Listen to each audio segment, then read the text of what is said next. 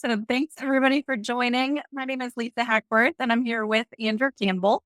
And if you haven't yet put your answer in the chat, please do that. But we'll jump in and go through the agenda. So basically we'll get started and we're going to keep the content under 30 minutes. So we're kind of keeping it to TED Talk level, get you guys educated on the topic, and then we'll open up the Q&A for whoever wants to stick around after the half hour. And happy to stick around to answer questions or talk about ideas. Just give you guys some free consulting time if you want it. But for the agenda, we'll go through intros in just a second. And then Andrew and I will set the stage for what we'll be talking about, what we're going to be covering today, as well as some solutions, ways to get started. And then we'll jump into some use cases and examples. And if you guys have questions about, I have this idea or I'm spending time doing busy work around this, is there any way that could be automated or use AI to help me get rid of that busy work?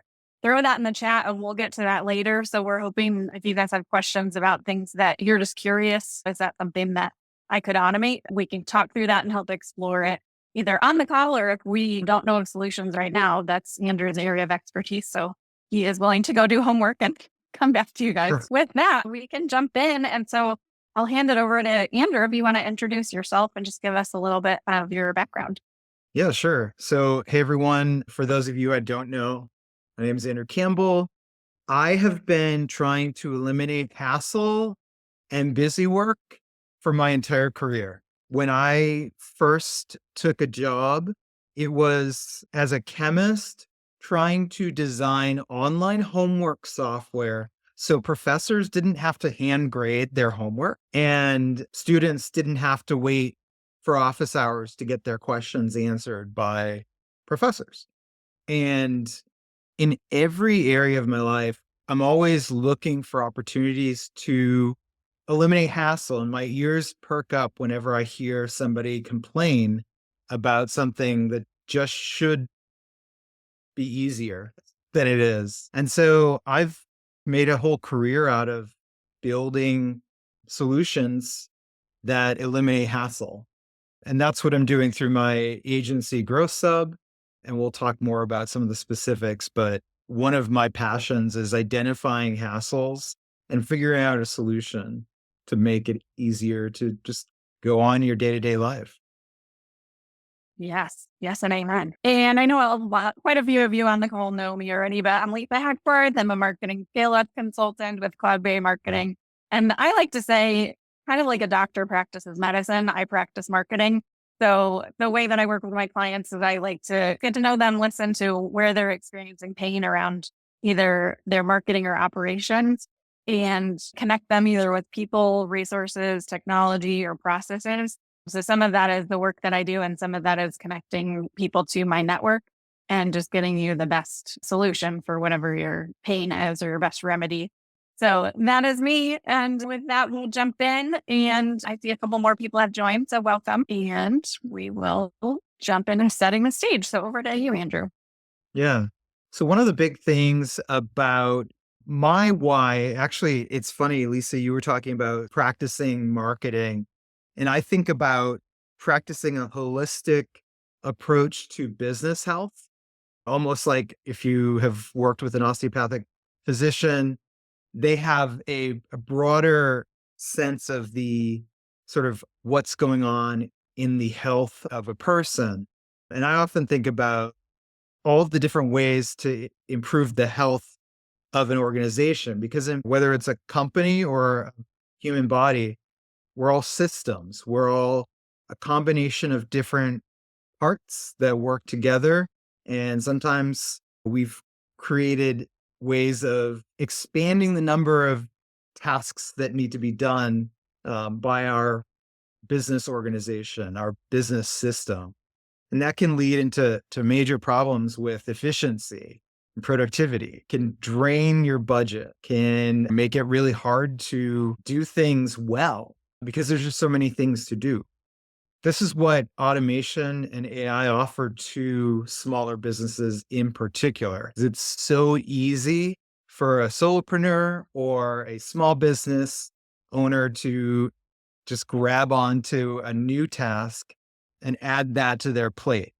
without thinking through the impact that has. For some reason, we just excuse it. Oh, I'll just work later tonight.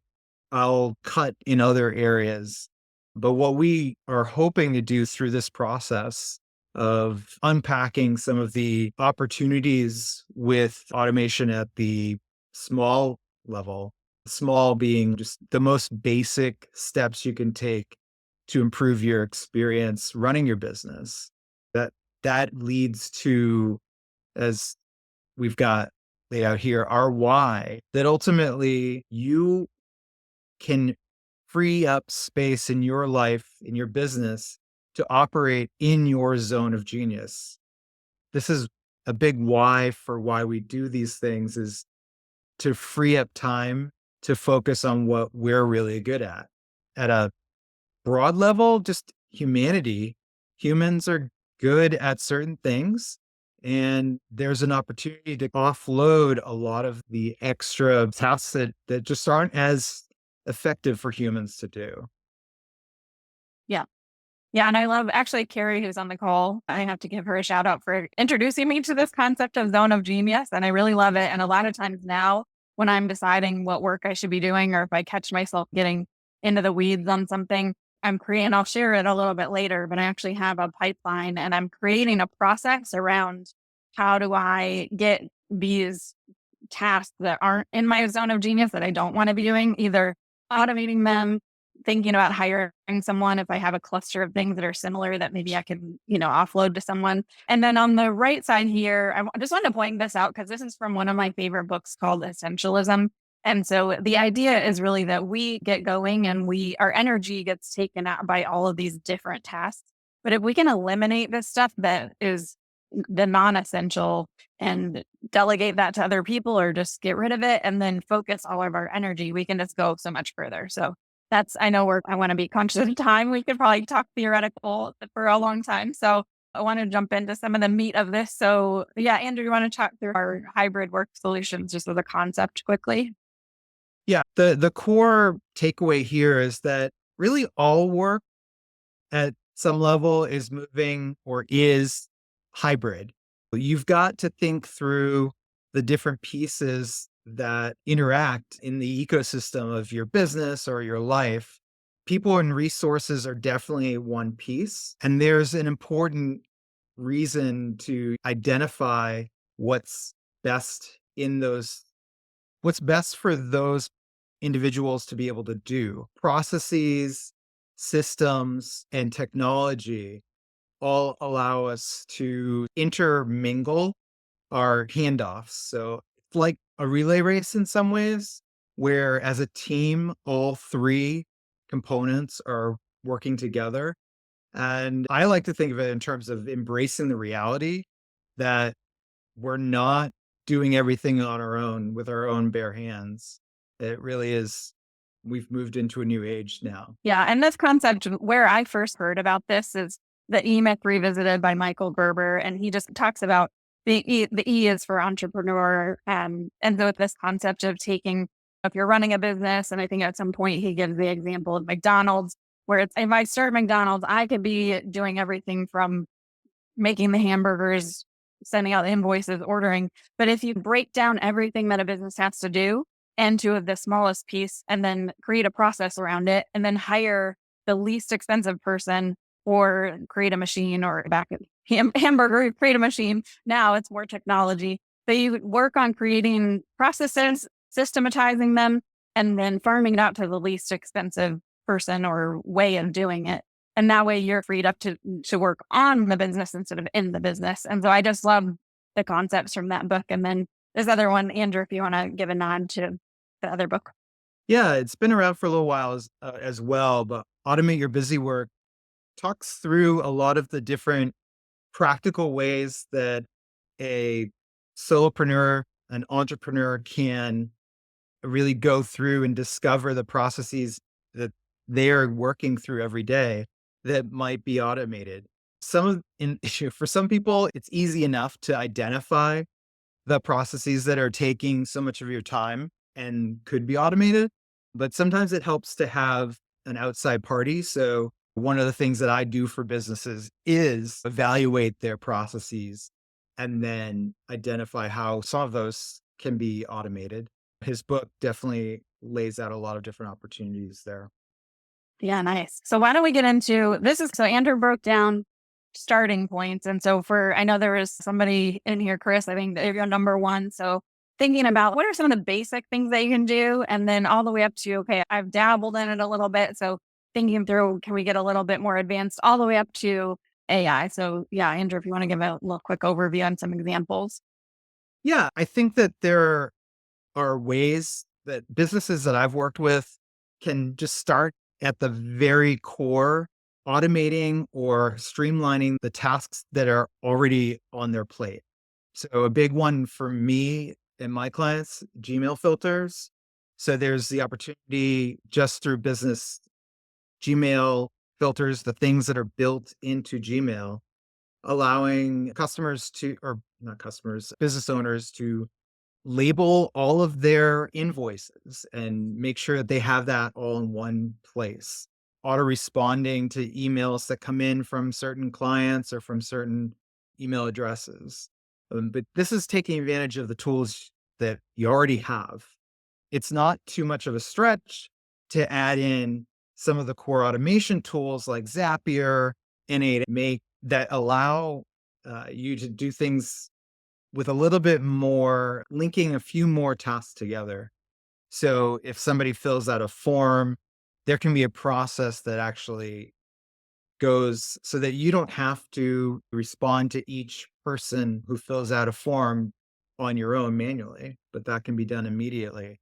Lisa, I don't know if you want to talk about the workflow that you did. This would be probably a good time to mention the webinar workflow. Yeah. So one of my favorite new use cases for AI in particular is Zoom. It has a built-in AI. It just like listens to your conversation and then gives you a beautiful, like I've been shocked at the accuracy of how intelligently it boils down whatever we talked about into the key point. And so that just right off has been amazing because instead of having to send notes to like my clients from our meetings, I just send them the summary. But now I've taken it to where for this webinar series, I actually record the call with the speaker and talk about whatever they want to share about in the webinar. And then I do the call recording. So I get the transcript as well as the AI summary. And then I'm plugging that into, I've been using Claude just because I really like the way that they organize projects. And so I just plop that in there. And then I have a prompt system that I'll show in a little bit, but it breaks down like you tell AI who you like, please act as a webinar producer who's going to write a summary or an abstract for a webinar. And I want it in this format and give key takeaways for the audience and that kind of thing. And you just tell it, please outline it like this. And then it takes the summary from the call and creates the webinar abstract. So it's something that used to take me half a day because I'm terrible at writing. Has shortcutted that whole process. So it's beautiful. Yeah, it's exciting to be able to identify those opportunities and see them really change how you go through your work. And it only gets more impressive when we get into the agentic phase of automation, where really you're almost offloading some limited decision making to a tool. A lot of AI agents can be built now custom to do things. I've trained a few to work on a client's website. So whenever a visitor goes to their website, maybe they have questions about the business's services, an agent is there to interact with them, answer questions, draw on a knowledge base from that business, and even identify potential appointment times to book a follow-up meeting or a service. So these are areas where we're combining a lot of different resources from all of the three areas we talked about earlier: people, systems, technology, to work in a really synergistic way. And I think a little bit later we'll share some specific examples of how that works. But I think we wanted to ask the question of, Yeah. If you guys want to just type in the chat, what are you thinking of any sort of time wasters or things that slow you down. I know for me, when I was working in corporate world, it was always like there were just so many emails to wade through. One of my tips or hacks ended up being designating a few times during the day to check email. But one of the ways, like Andrew was saying with filters, like for example, if there were times when I would be consolidating things from different people. And so I would add a filter in as I was like collecting all these responses to put all of those into a folder. And then like on Thursday, I'll go look at it. And that way I wasn't like, they weren't distracting me from all these things coming in and I could just chunk that project altogether. So it's just like a simple way to use automation. Yeah. Email seems to be like an easy way for us to waste a ton of time.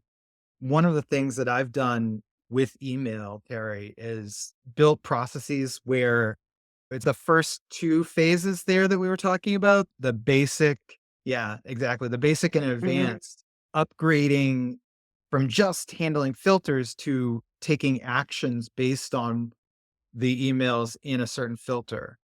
So this takes the shape of any emails that have the word invoice or receipt go into a certain folder, but then an operation through a tool like Zapier can be built. So I was extracting all of the invoice details from each email that comes through as an invoice and then logging those into a Google spreadsheet. So I have this sort of ongoing active tool to help me keep track of all my invoices in a consistent way.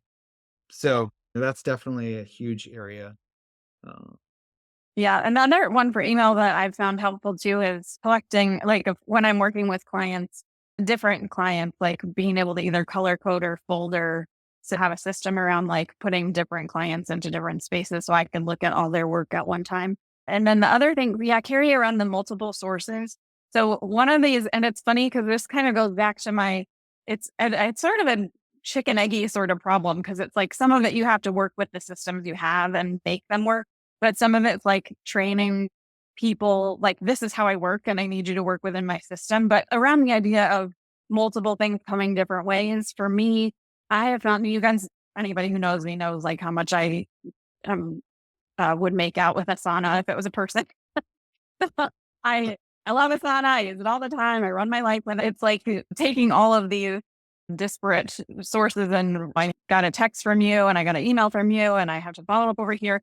So for me, it's like any way I can put it into Asana to keep track of it, whether that's reminding myself to respond. So you guys have probably seen the Eisenhower matrix where it's like, do it now, schedule it for later, delegate it to someone else, or delete it. And so a lot of times when you get physical mail or email, touch it once and make a plan. And so sometimes if I get an email that I know is going to take me a while to respond to, I'll forward it to my Asana and then put a follow up date on it so that I remember to get back to them because it's going to take a little bit of work. So it's like I schedule it into my day. So that's one way, is just like having a system that you use that pulls all of the different things into one space. And then Jesse, I saw your note about Zoom AI transcript. I'm not sure about that other than just making sure maybe that your audio is clear. I haven't run into that other than if I had a very short meeting. So I'll look into that and see if there's a troubleshooting help there. that's also a challenge of the place we are in right now, where there are a lot of tools and some of them are really good at certain use cases. Others are more broad in their benefits.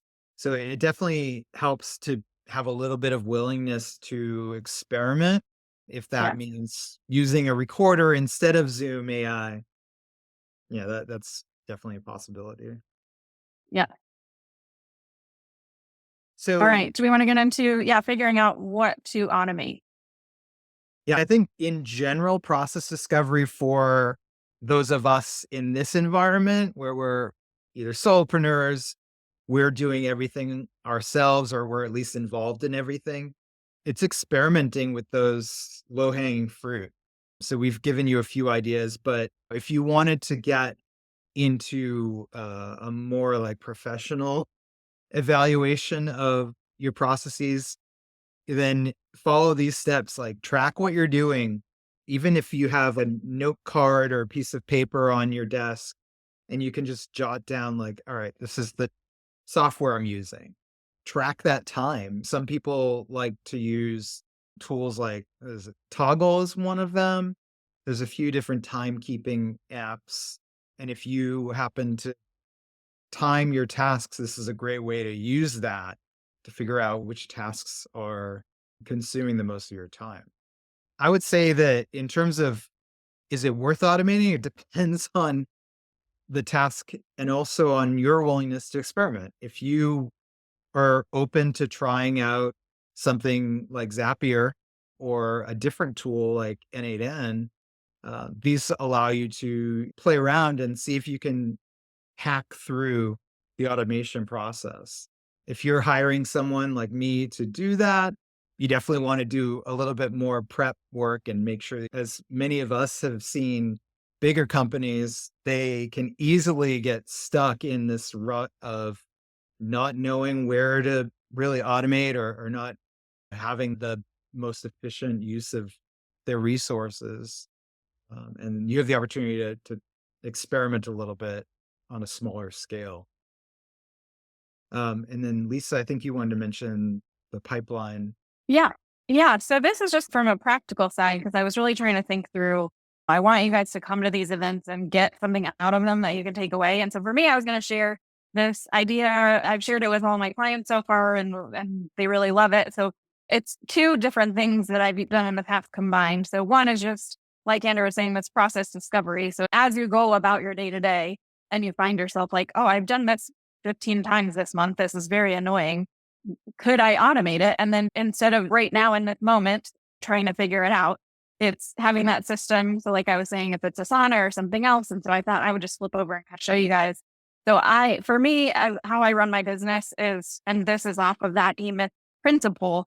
I break down all of my work basically into if I had all these different people working for me, if I had an admin, if I had a CEO, if I had a finance person, if I had a marketing team, and I put my tasks into these buckets so that I can start to see, hey, I'm doing a bunch of sales stuff and maybe that's not my favorite. So maybe it makes sense for me to hire a salesperson. But then this idea of collecting as I go, these ideas around what could I automate? So if I'm finding that I'm doing something over and over, like have Zoom AI companion, I would like to take my notes from a call with a client and put them in a space they can see them without me having to do anything. So is there a technology in place, or like Andrew was saying, like a Zapier or an N8N is the website, in case that's confusing, because I know it was for me. But is there something, a technology that could do any of these things that I might just not be aware of? And so it's keeping a record book of ideas. And then my other takeaway tip that I love, and I'm not always religious about it, but when I do it, I love it. Usually it's Fridays. I do my own lunch and learn for myself. So sometimes it's Friday, sometimes it's a different day. But I kind of like to designate 60 to 90 minutes where I put an appointment on my calendar. It's with myself. I get lunch, I come to my desk, and then I sit down with the intention of learning. So it might be like I have saved some articles I want to read. Maybe there's a webinar that I missed that I want to catch up on. But now, actually, one of the things that I use that time for is exploring these ideas. So if it's exploring if there's a technology out there to help me with anything that I've thought of that I would like to automate. So just a kind of a practical tip of how you can bring this into your real life and make it actionable. Mm-hmm. And then, the other thing I was going to mention was that sometimes when we think about, is it worth automating? And Andrew and I were just talking about this, how it's like the first time you do anything is so frustrating. It takes longer than you expect. I think I was talking to someone the other day about how when you plan an activity, especially if you've never done it, it's like a home improvement project where you're like, oh, this should probably take me an hour. Rule of thumb, I have heard, multiply by 2.5. So, and it was the same the other day. I was like, oh, I just need to record a quick 5-minute video for social. And it took me like 2.5 hours, but it was like learning the technology. But now, next time I go to do it, it's going to be so much faster. And so is it worth automating? Well, the first time is going to take you a frustrating amount of time. But the next time that you either have to do something very similar with the same technology or something sort of adjacent, it's going to be like, oh, no brainer. I got it set up. And every time you add something new, it's going to take you less time and it's going to pay off more. over time. So start now, start small. It's going to be a pain in the butt. We all know, but then think about the exponential amount of time it's going to save you. Yep. All I think right. this So I would know actually, I think it would be we're good. trying to wrap up soon, but oh, go ahead, Andrew. I was just going to say, if you wanted to jump to the slide 16, 17, where we talk about Yeah. how we actually did it for this webinar, you mentioned the AI meeting summary up front, but some of Yes. the other steps might be interesting to talk through. Yeah. So this one, and I'll share this prompt afterward. This was what I was talking about where I put it into Claude. And this prompt works for any AI chat. And so the way that I'm trying to look at my cheat notes here. So basically what you're doing is telling it what role you want the AI to play. And so in this case, it's like be a webinar producer who knows about AI and automation. And then you're going to share, oh, I jumped ahead, the task. Who's your audience? What's your style and tone? What's the format that you want to use? And then if there's any constraints. So like, how do you want it to deliver the answer to you? But then, so this prompt is something that I love and I use it all the time because it just gives AI, here's all the information you need to give me exactly what I want. So yeah. Yeah. And then seeing and how else we used it for Yeah. Systematization. I mean, sometimes you just don't have a specific visualization, or frankly, you're not the most eloquent speaker. And so you can actually create an avatar of yourself. It's a little creepy. I'm not sure how I feel about it, but I have tried it out. And just the idea that I can type a script and I am presenting that in a smooth way. It's at least an interesting thought experiment. Yeah, it's still a little too uncanny valley for me, but as long as I think you tell people what it is.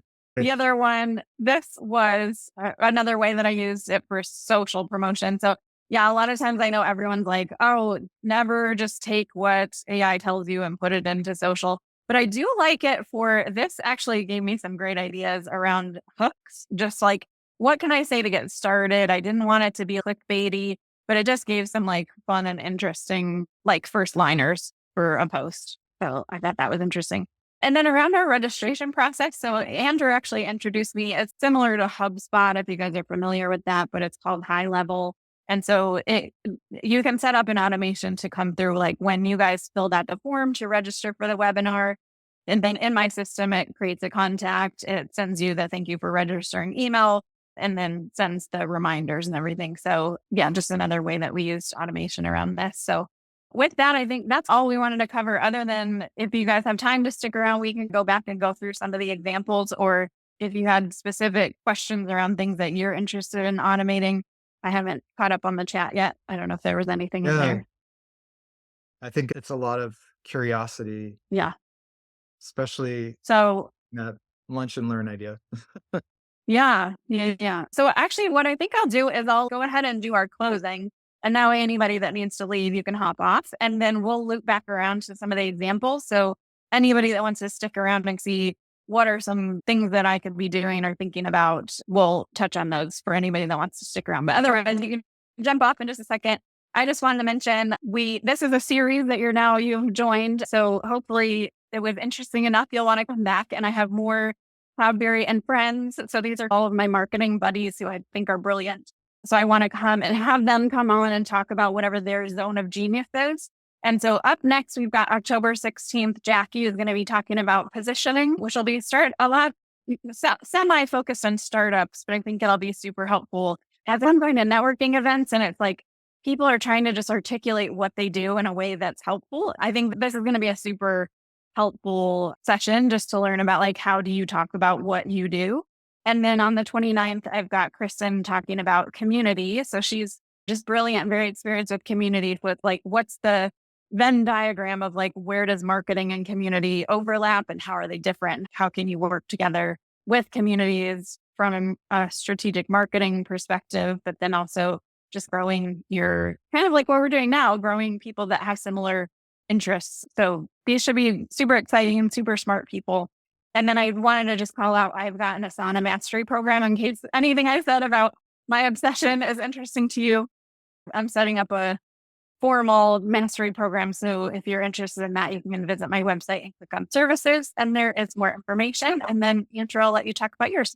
Yeah, if you are interested in diving a little deeper, I just wanted to quickly mention sort of the process that I take is usually to help a business understand the landscape that they're in, design some hybrid operations that we talked about earlier, and ultimately experiment until we can get you to an equilibrium between the work that you're doing and the work that your system is automating. Yeah. Sweet. All right. So thanks everybody for coming in. Yeah, we can jump back to the example. So anybody that wants to stick around, let's dive in. So use cases, you want to touch on that? Yeah, I'm actually, if you want to flip the pin, I can throw up a few Yeah. videos. Perfect. Yeah. There you Go. go. There you go. Yeah. So this, I'll just show a couple demos of videos that I've done or automations that I've done. So this was a situation where business needed to basically log items and identify them. Ultimately, a somebody was going to go through and appraise each item, but by using AI, I was able to basically streamline that process. So at least it had a easy list of what items were and what they probably would be priced at. Another case at a client needed was basically a process where at the end of the day, every day they had to manually go in and enter each payment that was made through a Venmo through the Venmo channel. And what we were able to do is build this automation. So that saved them that hour or 2 hours every night while they were processing manually. This was really just from a hassle standpoint.